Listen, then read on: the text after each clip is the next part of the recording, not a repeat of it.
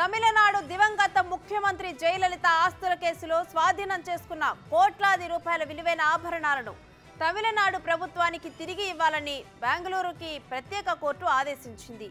ఈ మేరకు కర్ణాటక ప్రభుత్వాన్ని ఆదేశిస్తూ తీర్పుని ఇచ్చింది.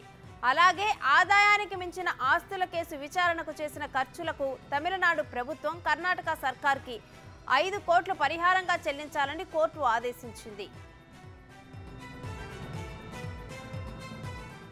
ఇక జయలలిత ఆభరణాలను వేలం వేయాలన్న పిటిషనర్లు జయలలిత మేనకోడళ్లు మేనల్లుడు జె దీపక్ దాఖలు చేసిన అభ్యర్థనను కోర్టు తోసిపుచ్చింది. స్వాధీనం చేసుకున్న ఈ విలువైన ఆభరణాలను తమిళనాడు ప్రభుత్వానికి ఇవ్వాలని ఆదేశించింది. ఆభరణాలను వేలం వేయటానికి బదులుగా తమిళనాడు రాష్ట్రానికి ఇవ్వటం సబబేనని ప్రత్యేక కోర్టు న్యాయమూర్తి అన్నారు.